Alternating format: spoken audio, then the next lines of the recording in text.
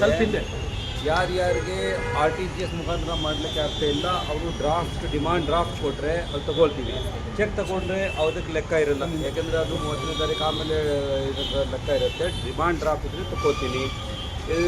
ಇದರ ಆದಮೇಲೆ ಕೆಲವರು ಕೇಳ್ತಾ ಇದ್ದಾರೆ ಇನ್ನೂ ಎಕ್ಸ್ಟೆಂಡ್ ಮಾಡ್ತಿರೋದು. ಎಕ್ಸ್ಟೆಂಡ್ ಮಾಡಲಿಕ್ಕೆ ಆಗೋದಿಲ್ಲ, ಯಾಕೆಂದರೆ ನಾವು ಇದನ್ನು ಮಾಡಿದ್ದು 30ನೇ ಸೆಪ್ಟೆಂಬರ್ವರೆಗೂ, ಆರ್ಡಿನೆನ್ಸ್ ಮಾಡಿ 30ನೇ ನವಂಬರ್ವರೆಗೂ ಎಕ್ಸ್ಟೆಂಡ್ ಆಗಿದೆ.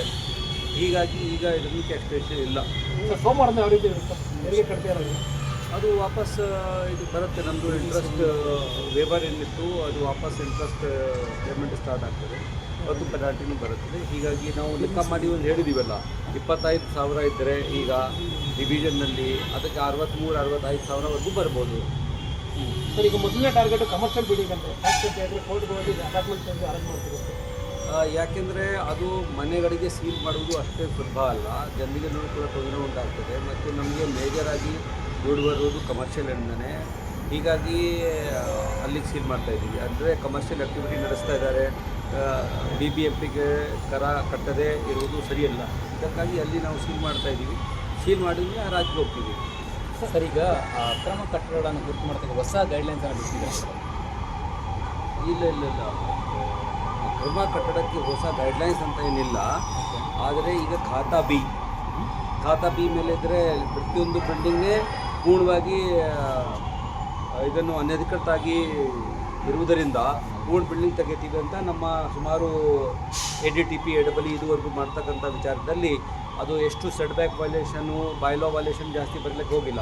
ಯಾಕೆಂದರೆ ಅವ್ರ ಹತ್ರ ನಕಾಶೆನೇ ಇಲ್ಲ, ಅದಕ್ಕೆ ನಾನು ಯಾತಕ್ಕೆ ಬೈಲಾ ನೋಡಬೇಕು ಅಂತ ಒಂದು ವಿಚಾರ ಇತ್ತು. ಈಗ ನಾವು ಆ ಥರ ಹೇಳ್ತಾ ಇಲ್ಲ. ನಾವು ಹೇಳ್ತಾ ಇದ್ದು ಖಾತಾ ಬಿ ಇದ್ದರೂ ಸಹ ಬೈಲಾನಲ್ಲಿ ಏನು ವೈಲೇಷನ್ ಆಗಿದೆ ಅದನ್ನು ಕೂಡ ಬರೆದು ಕೊಟ್ಟರೆ ಅದು ಜನರಿಗೆ ಗೊತ್ತಾಗ್ತದೆ 2 ವಿಚಾರದಲ್ಲಿ. ಮತ್ತು ಖಾತಾ ಬಿ ಮೇಲೆ ಇರ್ತಕ್ಕಂಥ ಬಿಲ್ಡಿಂಗ್ಗಳಿಗೆ ಹೇಗೆ ನಾವು ಇದನ್ನು ಮಾಡಬೇಕು, ಒಂದು ಟ್ರೀಟ್ ಮಾಡಬೇಕು, ಅದಕ್ಕಾಗಿ ಸರ್ಕಾರಕ್ಕೆ ಪ್ರಸ್ತಾವನೆ ಸಲ್ಲಿಸ್ತಾ ಇರೋದು ಇದೆ. ನಾಳೆ ಮಳೆ ಕೊಟ್ಟು ಹವಾಮಾನ ಎಲ್ಲ ಕೊಟ್ಟಿದೆ, ಅಧಿಕಾರಿಗಳು ರಜೆ ಈಗ ನೋಡಿ, ಇವತ್ತು ಫಾಲ್ ಆಗ್ತಾಯಿದೆ. ನಮ್ಮ ಸೈಕ್ಲೋನ್ ಏನಿದೆ ಅದು ಪುಡುಚೇರಿ ಮತ್ತು ಅಲ್ಲಿ ಹತ್ತಿರ ಫಾಲ್ ಆಗಿದೆ. ಈಗ ಹವಾಮಾನ ಇಲಾಖೆದು ನಮಗೆ ಮುನ್ಸೂಚನೆ ಪ್ರಕಾರ ಇವತ್ತು ಬೆಂಗಳೂರು ಮತ್ತು ಸುತ್ತಮುತ್ತ ಏರಿಯಾ ಕೂಡ ಸ್ವಲ್ಪ ಗಾಳಿ ಜಾಸ್ತಿ ಬರಲಿಕ್ಕೆ ಇದು ಮುನ್ಸೂಚನೆ ಇದೆ.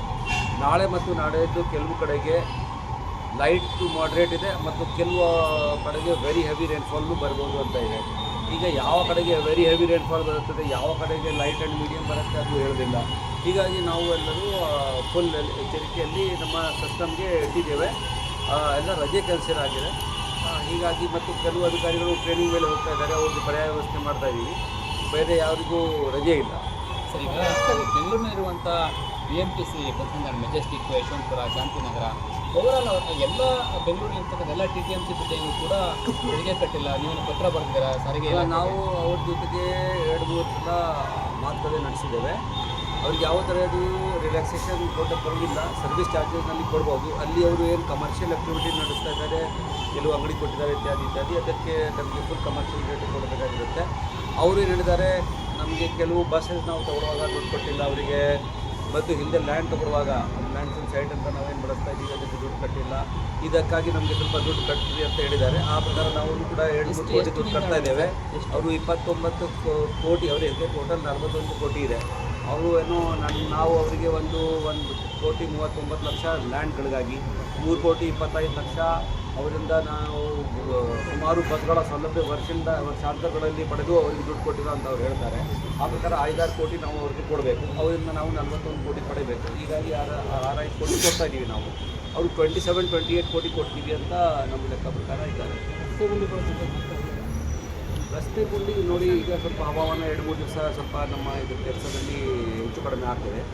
ಆದರೆ ಮೇಜರಾಗಿ ಮೇಜರ್ ರೋಡ್ನಲ್ಲಿನೇ ಪಾಟ್ ಹೋಲ್ ಕಂಡು ಬಂದ್ರೇ ಕಷ್ಟ ಉಂಟಾಗ್ತಾ ಇದೆ.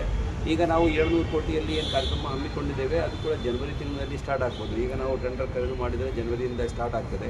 ಅದುವರೆಗೂ ನಾವು ಅದೇ ರೋಡ್ ಮೇಲೆ ಸುಮಾರು ಪಾಟ್ ಹೋಲ್ ಹೆಸರಿನಲ್ಲಿ ರೀಸರ್ಫೇಸಿಂಗ್ ಮಾಡಲಿಕ್ಕೆ ಹೋದರೆ ಅದನ್ನು ಮುಂದೆ ನಾವು ಮಾಡ್ತಕ್ಕಂಥ ವಿಚಾರ ಸರಿಯಾಗಲ್ಲ. ಹೀಗಾಗಿ ಬರೀ ಪಾಟ್ ಹೋಲ್ ಆ ಕಡೆಗೆ ಮಾಡ್ತಾ ಇದ್ದೇವೆ. ಪಾಟ್ ಹೋಲ್ ಮುಚ್ಚಿಬಿಟ್ಟು ಮುಂದೆ ಹೋಗ್ತೇವೆ. ಈಗ ಪಾಟ್ ಹೋಲ್ ಸಿಕ್ಕಾಪಟ್ಟೆ ನಾವು ದಿನನಿತ್ಯ 16-20 ರೋಡ್, ಹಿಂದೆ ಬರೀ 1-2-3 ಲೋಡೇ ಹೋಗ್ತಾ ಇತ್ತು. ಈಗ 16-18 ಲೋಡ್ ಹೋಗ್ತಾ ಇದೆ. ಮತ್ತು ನಮ್ಮ ಎಲ್ಲ ಇಂಜಿನಿಯರ್ಸ್ ಕಡೆಯಿಂದ ಗುರುತು ಮಾಡಿಕೊಂಡು ಎಲ್ಲಿ ಕಳಿಸ್ಬೇಕು ಅಂತ ರೋಡ್ ಮೊದಲೇ ವ್ಯವಸ್ಥೆ ಮಾಡ್ತಾ ಇದ್ದೀವಿ. ಸೊ ದಟ್ ಅಲ್ಲಿ ಇದು ನಮ್ಮ ಡಾಂಬರ್ ಬಂದಾಗ ಹೆಚ್ಚು ಕಡಿಮೆ ಆಗಿ ಭಾಳ ಕಾಯುವುದು ಪ್ರಶ್ನೆ ಬಂದರೆ ಅದು ತಂಪಾಗ್ಬಿಡುತ್ತೆ, ಸರಿಯಾಗಿ ಕ್ವಾಲಿಟಿ ಇರಲ್ಲ. ಇದಕ್ಕಾಗಿ ಮೊದಲು ಗುರುತು ಮಾಡ್ಕೊಂಡಿದ್ದೀವಿ, ಈಗ ಮಾಡ್ತಾ ಇದ್ದೀವಿ. ಸರ್ ಈಗ